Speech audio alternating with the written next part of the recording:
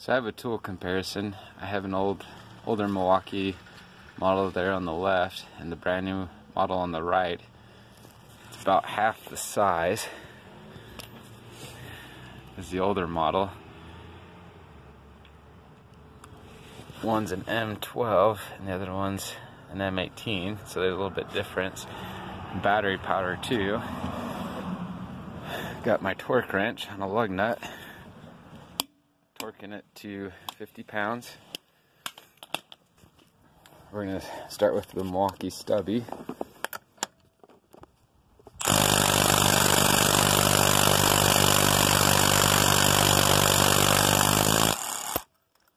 Zipped it off.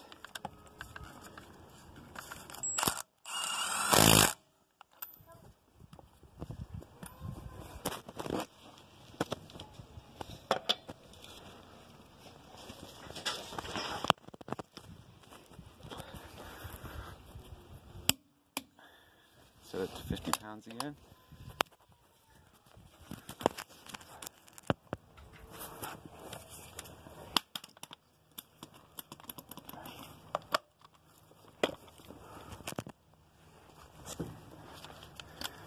Alright, time for the bigger gun.